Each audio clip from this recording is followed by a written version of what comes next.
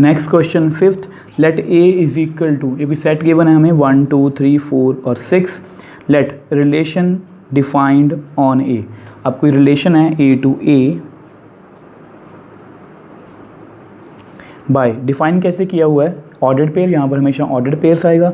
अब रिलेशन क्या है, B is exactly divisible by A, ये जो हमारा सेकंड एलिमेंट है ये 1 से मतलब फर्स्ट एलिमेंट से डिविजिबल होना चाहिए पूरा, तो इन दोनों का क्या बन जाएगा, रिलेशन बन जाएगा, मतलब हम ऑर्डर्ड पेयर लिख सकते हैं अपने रिलेशन में। और ए और बी कहाँ से आएंगे, ए से, वो हमें पता है। तो write R in roster form में लिखना है, डोमेन लिखनी है और रेंज लिखनी है। देखो स्टूडेंट्स, अगर आपके बेसिक्स क्लियर हैं तो ये क्वेश्चंस आपको बहुत ईजी लगेंगे। अब देखो यहाँ पर हमें क्या बोला है कि B is exactly divisible by A. आपको पता है ए कैन टेक, ए कहाँ से आ रहा है, कैपिटल ए से।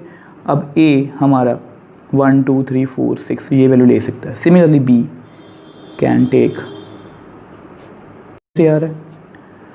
सो b is divisible by a चाहिए तो मैं बी से स्टार्ट करूँगा। Let 1 b is equal to 1, ठीक है। 1 इज़ डिविजिबल बाय 1, ठीक है। और किसी भी नंबर से 1 डिविजिबल नहीं है, दैट मीन्स 1, 1 एक ऑर्डर्ड पेयर बन गया हमारे पास। Next, let B is equal to 2। अगर बी 2 है तो 2 इज़ डिविजिबल बाय 1 एंड 2 किस किस के साथ डिविजिबल है, 1 और 2 के साथ डिविजिबल है। तो अब लिख लो। अब देखो बी की वैल्यू कितनी है 2 और ए की कितनी है 1 और बी की कितनी है 2। यहाँ पर ए की वैल्यू कितनी है 2 और बी की कितनी है 2। ये आपने प्लीज़ ध्यान रखना है कि बी की वैल्यू 2 ही रहेगी दोनों में, ए की वैल्यू 1 और 2, ठीक है। Let B is equal to 3। So 3 is divisible by, अब 3 किस किस के साथ डिविजिबल है, 1 के साथ और 3 के साथ। 2 के साथ तो 3 डिविजिबल नहीं है, तो दैट मीन्स अब b की वैल्यू 3 है और यहाँ पर कितनी आएगी 1। सिमिलरली 3, अब नेक्स्ट चलते हैं। Let b is equal to 4। अगर 4 है b की वैल्यू, 4 इज़ डिविजिबल बाय, आपको पता है 1 से भी डिविजिबल है, 2 से भी, 4 से भी, वो नंबर खुद से भी डिविजिबल हो गई। तो b की वैल्यू कितनी है 4, पहले a की वैल्यू 1 है, b की 4, a की वैल्यू 2 है, b की 4, a की वैल्यू 4 है, b की वैल्यू 4। अब last let b is equal to 6। 6 is divisible by 1 2 3 and 6।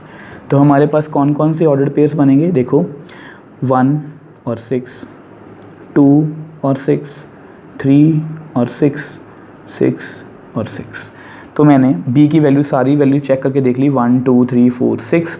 अब और कोई भी हम b की वैल्यू नहीं ले सकते क्योंकि b की वैल्यू हमारे सेट में से ही आनी चाहिए। तो ऐसा करते हैं, इसको रोस्टर फॉर्म में लिखते हैं। अब देखो 1, 1, नेक्स्ट 1, 2, उससे नेक्स्ट 2, 2, उससे नेक्स्ट 1, 3, 3, 3, फिर नेक्स्ट 1, 4, 2, 4, 4, 4, नेक्स्ट 1, 6, 2, 6, 3, 6, 6, 6। तो हमने सारे एलिमेंट्स लिख लिए, ऑर्डर्ड पेयर्स लिख लिए। चेक कर लो कितने, 1 2 3 4 5 6 7 8 9 10 11 12। तो हमारे पास 12 ऑर्डर्ड पेयर्स हैं जो हमारे रिलेशन को सेटिस्फाई कर रहे हैं। आप चेक भी कर सकते हो, 1 से 1 डिविजिबल है, 2 से 1 डिविजिबल है, 2 से 2, 3 से 1, 3 1 से डिविजिबल है, 3 3 से डिविजिबल है, 4 1, 4 2, 4 4, 6 1, 6 2, 6 3, 6 6। तो मैंने सभी ऑर्डर्ड पेयर सही लिखे हैं। तो ये हमारी क्या होगी, रोस्टर फॉर्म। तो हमारे जो पहले क्वेश्चन का आंसर है वो हमें मिल गया। अब जैसे ही हमें रोस्टर फॉर्म में लिख लिया तो उसके बाद जो डोमेन है ये बहुत इजी है। डोमेन ऑफ आर, आपको मैंने बार बार बोला है कि जो भी हमारा फर्स्ट एलिमेंट, आप चेक करो यहाँ पर 1 रिपीट हो रहा है, 2 रिपीट हो रहा है, 3 रिपीट हो रहा है, 2 भी रिपीट हो रहा है, 4, 1 भी रिपीट हो रहा है, 2 भी रिपीट हो रहा है, 3 भी रिपीट हो रहा है, 6। तो इसके अलावा हमारे डोमेन में कोई भी एलिमेंट्स नहीं आएंगे। अब रेंज ऑफ आर, अब रेंज चेक कर लो। रेंज का क्या मतलब होता है कि ऑर्डर्ड पेयर के सेकंड एलिमेंट 1 2 रिपीट हो रहा है, ये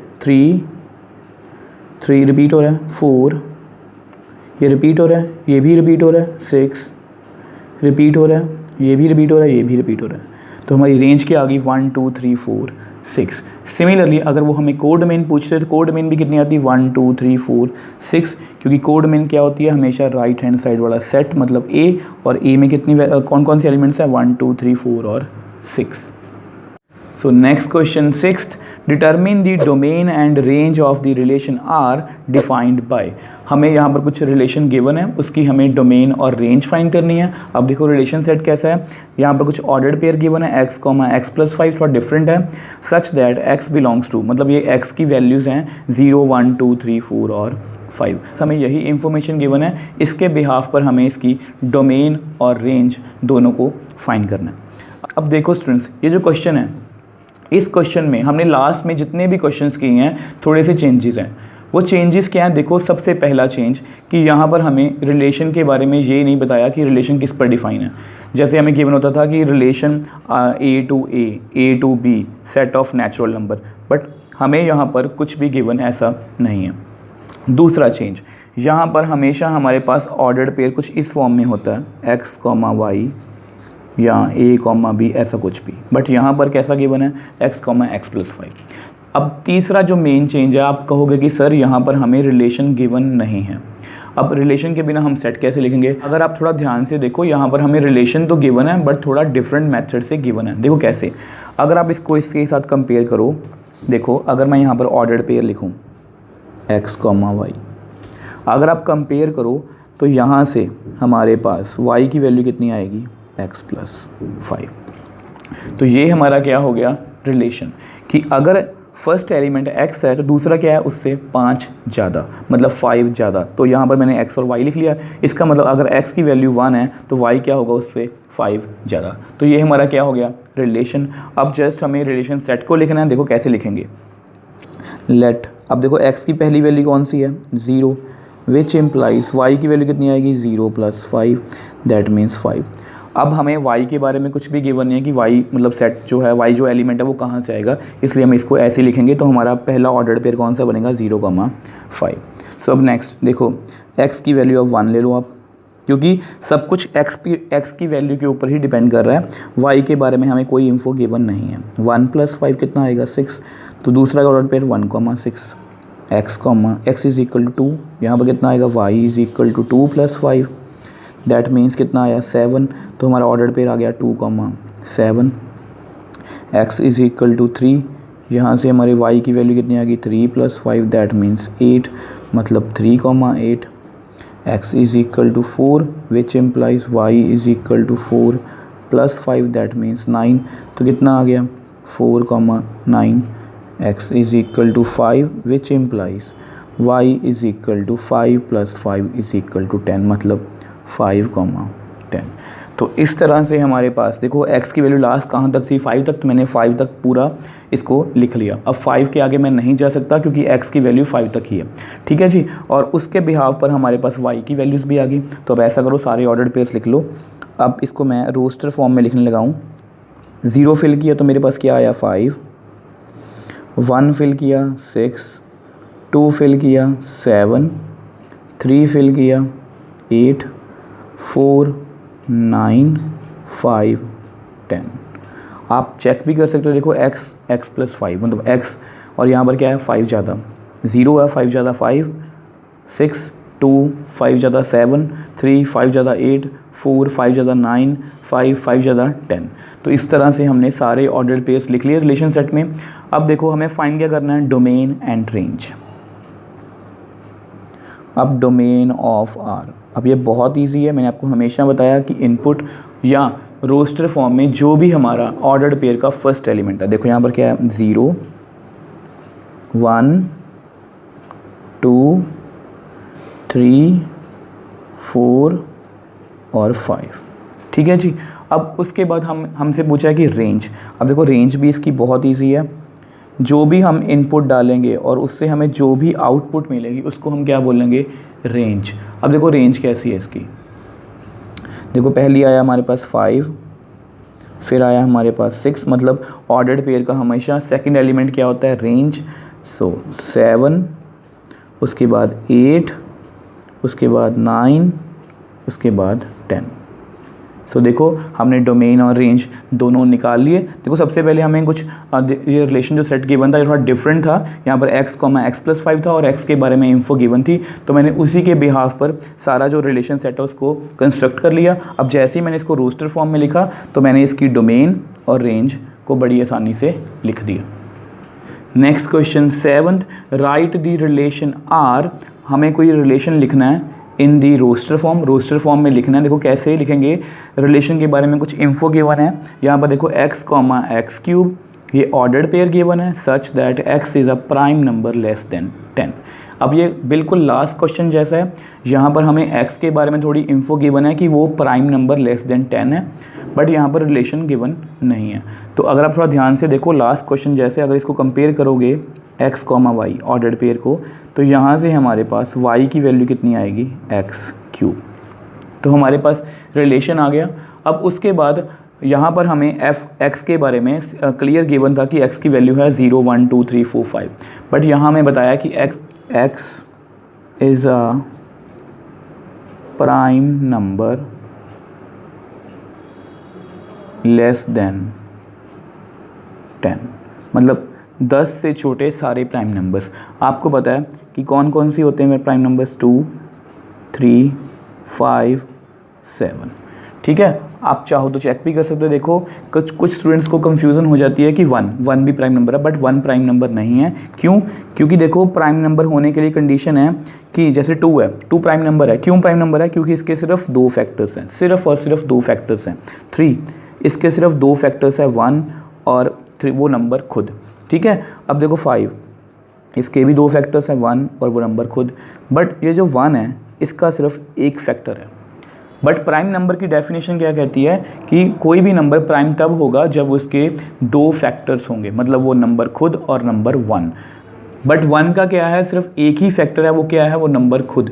अब किसी भी नंबर को प्राइम नंबर बोलने के लिए हमें 2 फैक्टर्स चाहिए, बट 1 का क्या है, सिर्फ एक ही फैक्टर है, तो इसलिए हम 1 को प्राइम नंबर कंसीडर नहीं कर सकते। तो हमारे पास क्या है, x is a prime number less than 10। तो 10 से छोटे प्राइम नंबर कौन कौन से हैं, 2, 3, 5, 7। आप चाहो चेक भी कर लो, 8 को देख लो, 8 2 से डिविजिबल है, 4 से डिविजिबल है, 9 3 से डिविजिबल है, और जो 10 है वो 2 से भी डिविजिबल है, 5 से भी डिविजिबल है। तो हमारे पास बेसिकली हमारे पास 4 प्राइम नंबर्स हैं, 2, 3, 5 और 7, जो कि हैं 10 से छोटे। सो अब देखो मैंने x की वैल्यू यहाँ पर सबसे पहले क्या फिल की, 2। जैसे मैंने 2 फिल की, मुझे पता है रिलेशन क्या है, y is equal to x3। तो 2 का क्यूब कितना होता है, 8। तो हमारे पास कितना आ गया, 2,8। सिमिलरली मैंने x को 3 फिल किया। अब 3 का क्यूब कितना होगा, 27। तो 3,27। फिर 5 फिल किया, 5 का क्यूब कितना होगा, 125। तो 5,125। सिमिलरली लास्ट में x को मैंने 7 फिल किया, 7 का क्यूब कितना होगा, 343। तो हमारे पास ऑर्डर्ड पेयर कौन सा बन गया, 7,343। अब इसके अलावा मैं x की कोई भी और वैल्यू नहीं ले सकता, क्योंकि मुझे बोला गया कि x is a prime number less than 10। तो मेरे पास ये सिर्फ 4 वैल्यूज़ ही थी, और उसके बिहाफ पर मैंने y की वैल्यूज़ मतलब कि कैलकुलेट कर ली। अब देखो इसको रोस्टर फॉर्म में लिखते हैं, क्योंकि हमें रोस्टर फॉर्म में लिखने को बोला गया। सो पहला ऑर्डर पेयर कौन सा है, 2,8। उससे नेक्स्ट कौन सा है, 3,27। फिर 5,125 और फिर 7,343। तो हमारे पास ये 4 ऑर्डर्ड पेयर्स आ गए। तो ये हमारी क्या होगी, रोस्टर फॉर्म। अब देखो फिर वही बात, अगर इस क्वेश्चन में पूछें सपोज कि what is domain of this function. So domain of R, आपको पता ये बहुत इजी है। जो भी हमारा ऑर्डर्ड पेयर का फर्स्ट एलिमेंट है, हमारा 2, 3, 5, 7, ये हमारी क्या है, डोमेन। सो लिख दो आप 2, 3, 5 और 7। ठीक है जी। सिमिलरली अब ऐसा करते हैं, रेंज भी कैलकुलेट कर लेते हैं इसकी, रेंज ऑफ आर। अब आपको पता है जो भी रोस्टर फॉर्म में ऑर्डर्ड पेयर का सेकंड एलिमेंट, मतलब 8, 27, 125 एंड 343। तो इसको आप लिख दो 8, 27, 125 और 343। 3। तो इस तरह से हमने डोमेन और रेंज भी कैलकुलेट कर ली। डोमेन एंड रेंज को आपको मैं हर क्वेश्चन में क्यों कैलकुलेट करवा रहा हूँ, क्योंकि डोमेन एंड रेंज का कंसेप्ट बहुत इंपॉर्टेंट है। आप जितनी बार इसको प्रैक्टिस करोगे उतनी ही अच्छी तरह से आपको डोमेन एंड रेंज का कंसेप्ट अच्छे से समझ आएगा। नेक्स्ट क्वेश्चन 8th, लेट ए कोई सेट हमें गिवन है x y z and B कोई सेट गिवन है 1,2, find number of relations from A to P. अब ये जो क्वेश्चन है इसका डायरेक्ट फॉर्मूला है और मैंने आपको बेसिक्स वाली वीडियो में अच्छे से डिटेल से इसको समझाया भी था कि इस फॉर्मूला को हम कैसे इंप्लीमेंट करेंगे। अब देखो हमें नंबर ऑफ रिलेशंस पूछे हैं फ्रॉम ए टू पी। अब इसके लिए हमें सबसे पहले क्या चाहिए, number of elements in A cross B, क्योंकि हमें पूछा है सेट ए टू बी। अगर यहाँ बी टू ए होता तो मैं यहाँ बोलता बी क्रॉस ए। ठीक है, number of elements in B cross A कितने होंगे, number of elements in A set multiply number of elements in B set. तो आपको पता है यहाँ पर कितने एलिमेंट्स हैं 3, यहाँ पर कितने हैं 2, तो कितना आंसर आ गया 6। मतलब number of elements in A cross B कितना है 6। अब आपको फॉर्मूला पता होगा, यहाँ पर मैं लिख देता हूँ नंबर ऑफ सबसेट्स, सबसेट लिख लो, या आप ये लिख लो नंबर ऑफ रिलेशंस। एक ही बात है, मैंने आपको समझाया था कि ये एक ही बात क्यों है, कि यहाँ क्या फॉर्मूला था इसका, 2 raise to power number of elements in A cross B. ठीक है जी, आपको पता है 2, यहाँ पर कितने नंबर ऑफ एलिमेंट्स हैं 2 रेज़ टू पावर 6, तो कितना आंसर आएगा 64। So number of relations from A to B कितना आंसर आएगा 64, क्योंकि नंबर ऑफ सबसेट्स का फॉर्मूला होता है 2 रेज़ टू पावर 6 मतलब 64, मतलब इसके सबसेट्स कितने बनेंगे ए क्रॉस बी के 64, और रिलेशन भी तो एक सबसेट ही है, तो इस तरह से हम 64 रिलेशंस बना सकते हैं। Next question 9th, let R be the relation on Z defined by R. मतलब ये जो रिलेशन है ये डिफाइन किसके ऊपर है, जेड। जेड का मतलब क्या होता है, इंटीजर, सेट ऑफ इंटीजर्स। ठीक है, अब देखो रिलेशन हमारा डिफाइन है जेड के ऊपर। अब रिलेशन कैसा, देखो यहाँ पर क्या है, ordered pair A comma B, हमेशा ऐसा ही होता है, A comma B belongs to Z. अब दोनों, अब जो रिलेशन है वो हमारा जेड टू जेड डिफाइन है, मतलब ए जेड से आएगा, बी जेड से आएगा। अब रिलेशन कैसा देखो, a minus b is an integer. अगर हम a में से b को माइनस करेंगे तो भी हमें इंटीज़र ही मिलेगा। अगर हमें इंटीज़र मिल जाता है तो उसको हम क्या बोलेंगे कि a और b क्या है आपस में रिलेशन में। Find domain and range of R, हमें डोमेन और रेंज फाइंड करनी है रिलेशन की। अब ये क्वेश्चन बहुत इंपॉर्टेंट है, क्योंकि अब से पहले हमने जितने भी क्वेश्चंस किए थे उन सभी में सपोज देखो ऐसा क्वेश्चन था सेट ऑफ नेचुरल नंबर्स, या हमें कोई सेट गिवन था डायरेक्टली 0 1 2 3 4 5, या अगर सेट ऑफ नेचुरल नंबर भी गिवन था उसमें भी हमारे पास कंडीशन थी कि x is less than 4। But यहाँ पर ऐसी कोई भी कंडीशन नहीं है। मतलब ये जो हमारा a है एलिमेंट, फर्स्ट एलिमेंट है, ये इंटीज़र है। अब इंटीज़र में आप मेरे को बताओ, देखो सेट ऑफ इंटीज़र्स, अगर मैं इसकी बात करूं सेट ऑफ इंटीजर्स, अब इसमें अगर मैं देखूं -4 -3 -2 -1 0 1 2 3 4 so on। अब इसमें इनफाइनाइट मैनी नंबर्स हैं, मतलब जो हमारा फर्स्ट एलिमेंट है वो इनफाइनाइट टाइम्स मैनी मतलब वैल्यूज़ ले सकता है। अब उसको सबको मैं एरो डायग्राम से तो बना नहीं सकता ना, उसको मैं रोस्टर फॉर्म से लिख सकता हूँ। ठीक है, इसके लिए हम क्या करेंगे, देखो ये कंसेप्ट काफ़ी इंपॉर्टेंट है। देखो कैसे इंपॉर्टेंट क्यों बोल रहा हूँ, क्योंकि सेम कंसेप्ट अब हम फंक्शंस में भी यूज़ करेंगे डोमेन एंड रेंज के टाइम। ठीक है, अब देखो हमें बोला गया है कि a जो है वो इंटीजर है, b है वो भी इंटीजर है। अब रिलेशन क्या है, a minus b is an integer. अब ऐसा करते हैं, कोई एग्जांपल लेते हैं। सपोज ऐसा करते हैं, हम a की वैल्यू 2 ले लेते हैं, b की वैल्यू आप ऐसा करो 3 ले लो, 2 - 3 ये क्या आया -1, ये क्या है इंटीजर। ऐसा करो a की वैल्यू आप ऐसा करो 4 ले लो, b की 4 कितना आ गया 0, ये भी तो एक इंटीजर है। ऐसा करो इसकी 100 ले लो, 98 कितना आएगा 2, ये भी तो एक इंटीजर है। थोड़ा और नंबर लेते हैं, ऐसा करते हैं ये 4 ले लेते हैं, ये 6 ले लेते हैं, b तो कितना आएगा -2, ये भी तो एक इंटीजर है। सो मेरा कहने का क्या मतलब है, देखो स्टूडेंट्स, मैंने a को 2 लेके देख लिया, b 3, मतलब ए की वैल्यू छोटी बी बड़ी, दोनों इक्वल लेके देख ली, ए बड़ा लेके देख लिया बी छोटा लेके देख लिया। हमेशा जब भी हम कभी भी किन्हीं भी दो इंटीजर्स को माइनस करेंगे, मतलब सब्ट्रैक्ट करेंगे, तो हमारा जो आंसर है वो हमेशा क्या आएगा, इंटीजर ही तो आएगा। वो कभी भी रैशनल नंबर थोड़ी ना आ सकता है, मतलब b/q फॉर्म में थोड़ी ना आ सकता है। अगर मैं 4 में से 6 माइनस करूँगा तो -2 ही आएगा। अगर मैं 10 में से 12 माइनस करूँगा तो -2 ही आएगा। 10 में से मैं 20 माइनस करूँगा तो -10 ही आएगा। मतलब हमेशा हमारा आंसर क्या आएगा, एक इंटीजर आएगा। तो इसका क्या मतलब हुआ, ये जो हमारा रिलेशन सेट है इसमें infinite times many ordered pairs आएंगे। मतलब सभी का तो सभी के साथ रिलेशन बन सकता है। देखो अगर मैं सिर्फ 2 की बात करूं, 2 में से मैं 1 0 2 3 4 5 इनफाइनाइट टाइम्स मैनी अगर नंबर सब्ट्रैक्ट करूं तो भी मेरे पास हमेशा क्या आएगा, इंटीजर ही आएगा। सो अकेले 2 के साथ ही इनफाइनाइट टाइम्स ऑर्डर पेयर बन जाएंगे। सिमिलर 3 के साथ, 4 के साथ, 1 के साथ, 0 के साथ, -2 के साथ। तो इसको फिर मैं कैसे लिखूँगा, अब देखो डोमेन, तो इसकी हम फिर डोमेन कैसे लिखेंगे। देखो उन्होंने बोला ना domain, find domain and range, domain of R. अब आपको पता है डोमेन का मतलब क्या होता है, इनपुट। मतलब हमारा जो एलिमेंट है, मतलब फर्स्ट सेट में देखो z में, वो हर एक z के साथ इमेज, मतलब उसको अटैच होना चाहिए।